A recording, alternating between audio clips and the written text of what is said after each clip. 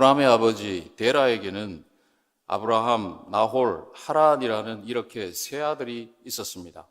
롯은 아브라함의 막내 동생인 이 하란의 아들, 즉 아브라함의 조카였습니다. 이 롯의 아버지인 하란은 일찍 죽었기 때문에 이 맏형인 이 아브라함이 일찍 아버지를 잃은 이 조카 롯을 돌보고 키웠어요. 그래서 이 롯에게 아브라함은 아버지 같은 존재였어요. 어느 날 이 롯은 이 삼촌 아브라함에게 엄청난 얘기를 듣게 됩니다.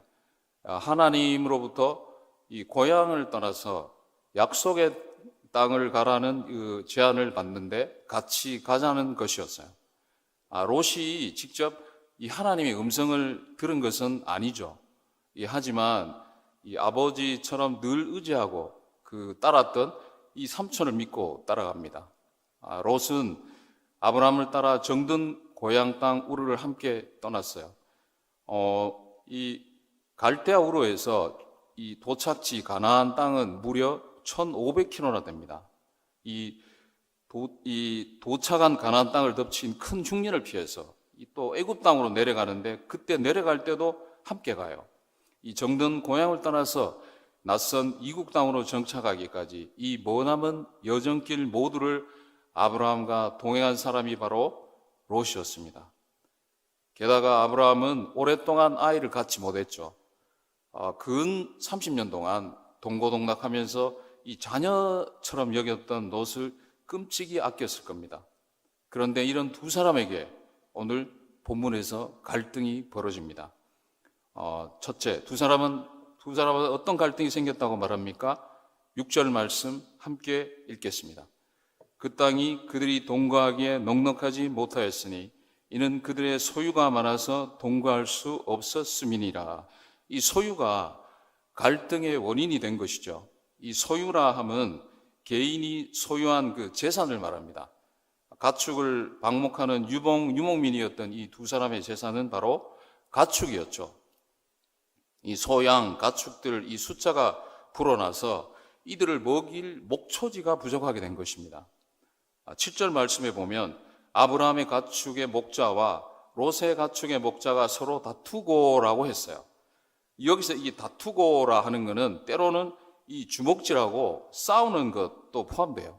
이 자기 주인 가축을 먼저 먹이겠다고 이 필사적으로 싸우는 종들의 다툼은 거의 필사적으로 싸움이었을 겁니다.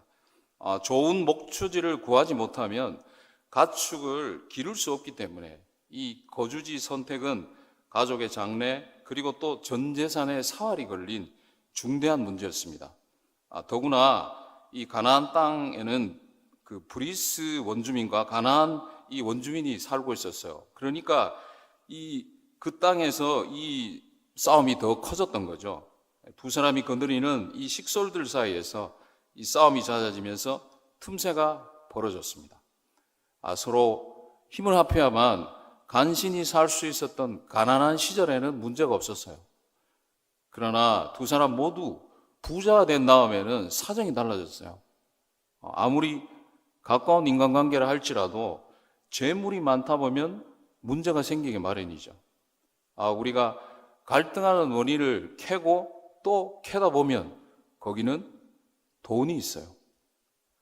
가난할 때 화목하게 살다가도 부모님이 돌아가시면 유산 문제로 싸우다가 서로 원수처럼 지내는 형제들 우리는 주변에서 종종 봅니다. 사랑하는 사람들 사이에서 가족의 장래가 달린 문제로 갈등을 겪게 될 때 우리는 과연 어떻게 해야 할까요? 본문에서 두 사람은 어떻게 갈등을 해결합니까? 9절 말씀 함께 읽겠습니다. 내 앞에 온 땅이 있지 아니하냐? 나를 떠나가라. 네가 좌하면 나는 우하고 네가 우하면 나는 좌하리라. 먼저 네가 선택해라. 아브라함이 먼저 이렇게 입을 열었습니다. 아브라함은 이 조카 롯에게 모든 것을 양보합니다. 숙부로서 또 족장이잖아요. 아브라함은 좋은 것을 먼저 선택할 수도 있었지만 이 모든 권리를 포기하고 선택하지 않았습니다. 이 말을 들은 롯은 어떤 선택을 했는지 10절 말씀 함께 읽겠습니다. 이에 롯이 눈을 들어 요단 지역을 바라본 적 소알까지 온 땅의 물이 넉넉하니 여호와께서 소돔과 고모라를 멸하시기 전이었으므로 여호와의 동산 같고 애굽 땅과 같았더라. 이 성경에서 눈을 들어라는 구절이 종종 나오는데 가장 먼저 기록된 말씀이 여기 10절입니다. 그가 바라본 것은 온 땅에 물이 넉넉한 이 풍요로운 요단들이었어요. 그가 세상의 풍요를 바라보는 사람이었습니다. 하지만 그것은 죄악 덩어리, 멸망당할 소돔과 고모라를 선택한 것이었습니다. 한편 이 롯이 떠난 후에 14절, 15절 말씀에 보면 하나님께서 아브라함에 이렇게 말씀합니다. 너는 눈을 들어 너 있는 곳에서 동서남북을 바라보라. 보이는 땅을 너와 내 자손에게 주리니 영원히 이르리라. 이제 아브라함도 눈을 들어 바라봅니다. 아브라함이 바라본 것은 바로 하나님의 약속의 말씀이었습니다. 그는 눈앞에 보이는 현실을 바라보지 않고 하나님의 소망을 바라봤습니다. 롯은 육의 눈으로 세상과 물질을 바라봤고 아브라함은 영적인 믿음의 눈으로 하나님의 비전을 바라봤습니다. 여러분이 지금 바라보고 있는 것은 과연 무엇인지요? 통장의 잔고인지요? 높은 자리인지?